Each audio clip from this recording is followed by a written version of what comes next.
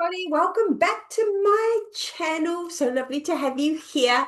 So today I want to talk about something that happened to me yesterday, actually, and that is my horse Vinny. So for those of you who do not know, I have horses, three of them at the moment. I unfortunately lost one earlier this year, and I use them for sanity, right? Because it's the thing I've been the most passionate about my whole entire life. And I've usually had a horse, even when I've been working as a program manager, traveling around the world. My horses were usually based in the Netherlands, being looked after, and I'd fly back in and ride. And um, very early on, I was trying to compete, but things transpired and I made different decisions and different choices. So here I am at my advanced years and I still ride, and my main horse is called Vinnie.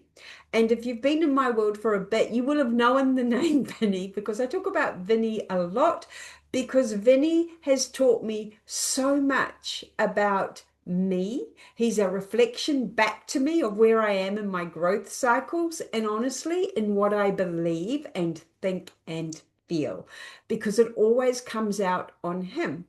And that's how I develop, and I'm going to draw it on my board today. One of my biggest tools that I use that I attribute to changing my entire life. And the way I designed it is that I was simply on Vinny and we do dressage together, which is a combination of horse ballet and bodybuilding, if you like. Because I also have to be very, very strong and very, very supple. Oh, and gymnastics. So they're dancing, but they've also got to be quite balanced. And look, I have an absolute goal in that they are ridden from what we call our seat. So instead of me grabbing their faces through the reins and holding them in that way, I want them to go forward with lightness. And Vinny is a very hard horse. So he's a very strong horse who is also somebody who was grilled and drilled as a baby horse, not by me, by his previous owners. And he just doesn't like his job. And when you don't like something, it becomes very difficult to do it. And I paid a lot of people a lot of money to train him for me, and he shut down and stopped being him. And when I finally realized that the problem was that I wasn't the one training him and got him back, he really has come a long way. He's older now.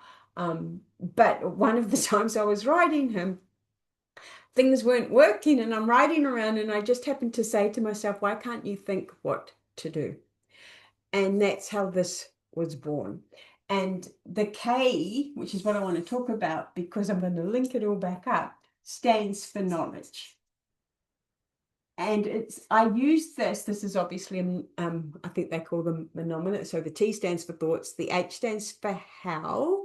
And what I always think about here is you do not know how to do anything until you've done it. So this is more about who do I need to be to do it than anything. And then the I is actually a combination of inspiration, identity, and integrity. Because I think as long as we are always inspired to do better, be better, and grow, then it's a matter of being very disciplined and being in integrity with ourselves to say, if I said I was going to do this, I'm going to do it.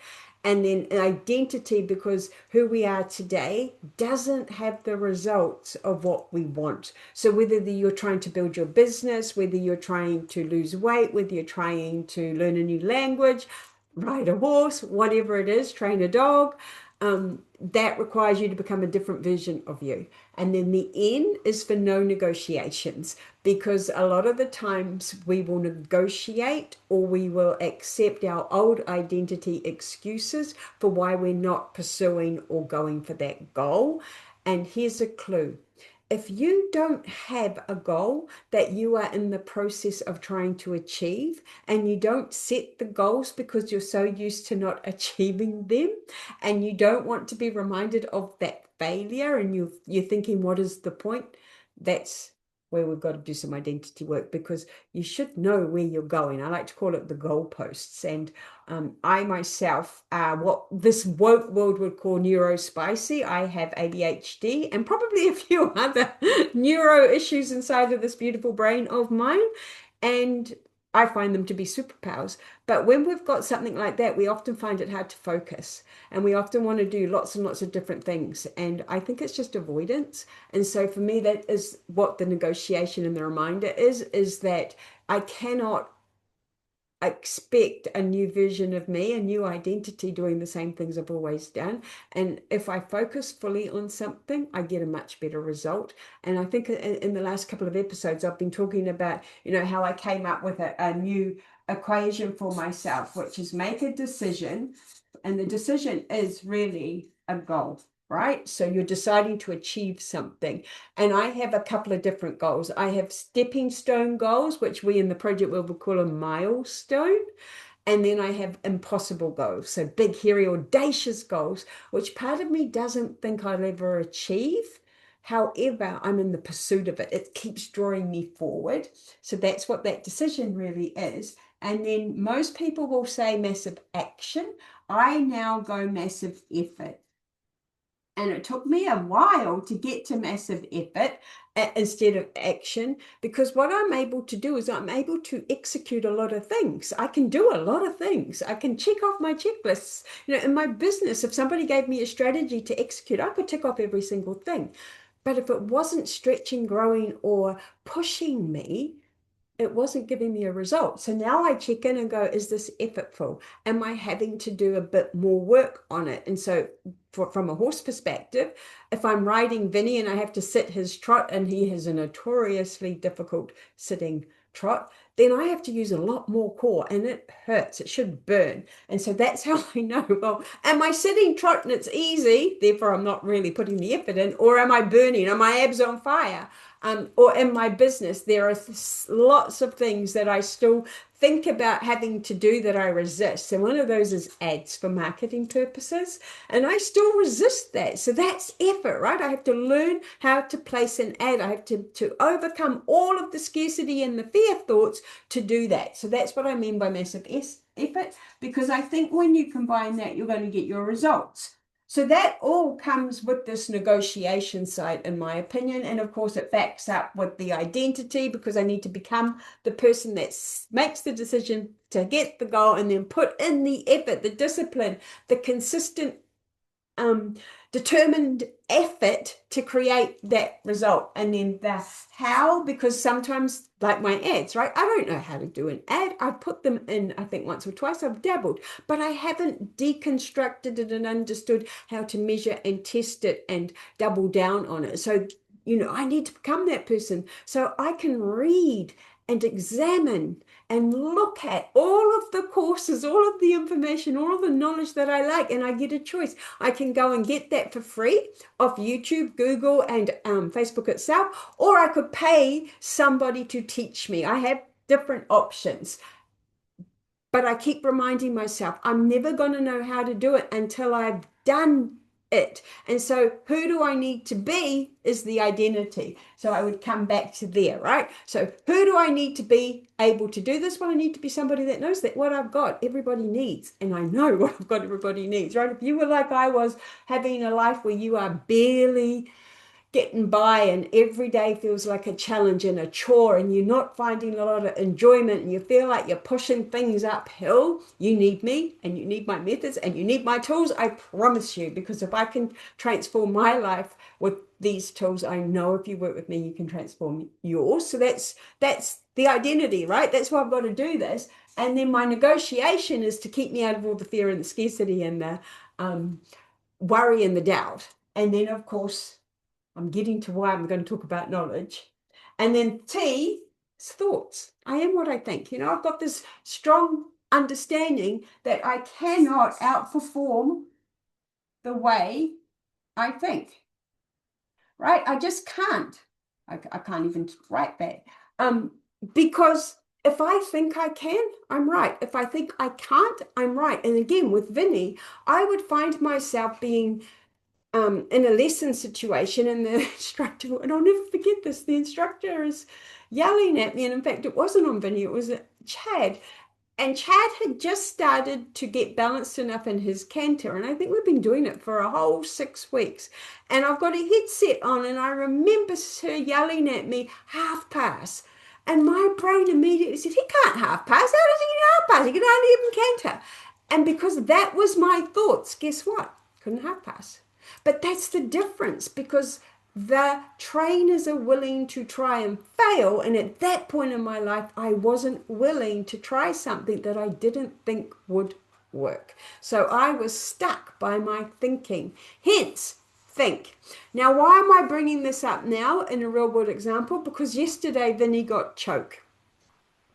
Because my fault, it's always the human's fault. I had left dried food out that must be soaked before you feed it in the barn. And normally they're locked behind a gate, they can't get to the barn. But I decided that they could come up into the race to eat grass. And I'd taped it off and I'd done everything that I thought I needed to do, but I forgot about Armani. And Armani is always notorious for escaping and getting doors open and taped down. And clearly at some point yesterday, well, no, on Wednesday, so Tuesday night, Wednesday morning, he had figured out to put the tape down, which had allowed them to go into my barn, into the feed area to get the bags. It's called beta beat. And Vinny is the bossiest in terms of food. So he probably ripped open the bag and he started to ingest a lot of this soaked food, which caused choke. A choke is like us, they choke. So when I found him, he had nasal discharge and he was and basically imagine choke, right? But in a horse, it looks quite dramatic. That's where knowledge came in, because I immediately put a call into the vet. But then, whilst I'm waiting for a call back, I started to Google and I got opinions on what to do. Put your hand down his throat and pull it out. Don't put your hand down his throat and pull it out. Inject him with sedatives so that he relaxes his esophagus. Don't do that. Don't feed him for 24 hours. Give him sloppy mashes for 24 hours. Don't lock him up. Keep him locked up. It was just so many conflicting opinions, knowledge. And that used to knock me off my socks, right? Because my partner will say to me, you don't critically think. And what he meant by that is I never did the research to understand who was saying what and should they be trusted, because he totally believes in science. He's a master's in physics. And so if anything is not scientifically proven by a scientist and it is just somebody's anecdotal opinion, he ignores it, whereas he feels that I'm easily swayed by whatever anyone is saying. And there is possibly truth to that. So this is what I had to do. I had to sit there and I had to look at all of the different opinions, because my vet still hadn't rang me back at this point, and and come to some sort of consensus of what would I do, what action would I take. And so what I did, as always, is I just looked at Vinny and I looked at how distressed is he? What is his heartbeat doing? How is his eyes? Because the eyes tell us how much pain they're in. And went with something that I had read, which is if they cannot self-clear the choke within 30 to 60 minutes, then it's a bigger problem. And he did. He cleared it within about 40 minutes. And because I knew that he'd already had an irritated esophagus, I decided that I would give him soupy mashes for the day, let him rest his airway and his esophagus, and keep him off grass and hay and everything. And that's what I have done, and today's the day.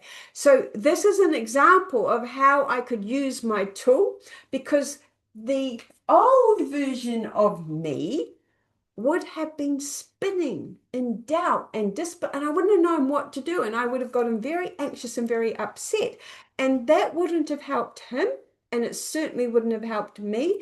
Because what I often find when I'm in a doubting spiral, I often draw it like this, because what tends to happen is these thoughts start to race and get out of control in my brain, right? And before I know it, I would be down here and I would be depressed, lost, miserable, unhappy, worried, all of the negative side of things.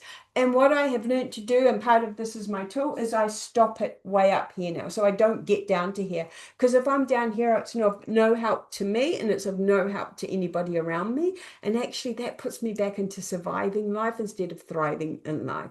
And this is what I wanted to talk about today, because think it gives a really good example of how I use my tools because, one of the things that I find online is a lot of people are teaching us stuff that they're not an example of. So they'll tell you how to go and do something, but they're not doing it themselves. And it just doesn't sit, the integrity doesn't sit well with me. And so this is why I think it's really important when you're looking for help and guidance that you're talking to somebody who's been there and done that. And more importantly, uses the tools they teach and can explain how and why they work. And that's something that I just thought today I'll do a show and tell here in YouTube for a change instead of just a talking head video. So that's my think process, and that's knowledge, and that's how I dealt with yesterday's what would have been an incredibly scary um, situation for me with I mean, I was very calm. Even my partner, because my partner works down the other end of the North Island in New Zealand during the week. So even he was stunned that I was so calm, and because I'd sent him a video of Vinnie doing his Vinnie things, and not overreacting and not getting emotional and not shutting down and just dealing with it step by step by step. So I'm very proud of myself, and really I think anything in this world where we can go to bed proud, when we can go to bed going, hey, guess what I did today? I stayed in integrity, and I'm really happy with the results that I got. I'm really happy that I changed the habits of a lifetime. I'm really happy that this is now working. And that to me is everything. And that's what I wanted to share today. So yeah, this is a bit all about me and my growth. But geez, I'm just so happy. And Vinny, by the way, is fine. I mean, he was fine. He was back to his normal self by about the afternoon, insofar as when the other horses got to go on the grass and the other horses got some hay, and he has to have soaked hay and soupy meshes and things like that, and with gaps in between to allow healing. He would get very annoyed and very upset that he wasn't included and bang on his door and do all of his Vinny things. So very lucky that the outcome is what it is, but also delighted that I have a really a good way of me to say to you guys, and this is how Think works. Because one of the things that I know that I market on heavily is for those of you who want to build your own online business using your knowledge, whether that be in coaching, counseling, behavior, teaching, training, whatever it is. It's a knowledge-based transfer of information to another human. One of the things that I know is this integrity, this identity, that's your key, because you have to keep growing and you have to be the one that believes in what you're doing. And for me, this isn't just about my business, because I really believe how we do one thing is how we do everything. And if we keep stopping, stumbling, or falling short in our own lives, we'll do that in our businesses because we cannot outperform the way we think, right? And so here's what I often look at doing, which is, is my laundry piling up? Am I avoiding vacuuming the house? Is the kitchen being kept clean and tidy? Because that's one of my rules, right? Those things point very much to my internal being, but more importantly, to my ability to create results. So you have to get your life working to have your business working. And I think if you've got your business working, your life will work. It's symbiotic. And that's why in my world with the BFF Club, we look at it both. We're not just there talking about business growth. We're talking about our personal growth as well, because everything is a mirror. And like I said, this came off the back of a horse. And who would have thought that my horses would teach me more about business than 20 plus years of being in business, having degrees in business, just about having an MBA and all of that, and all program management and project management certifications, that I learned a lot more from my freaking horses, right?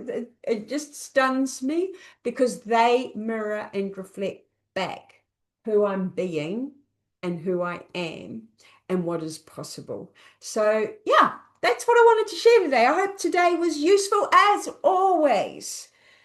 If you are here to the very end, please give me a thumbs up, because it is nice to know that people are listening to this. If you feel so inclined, you can leave a comment.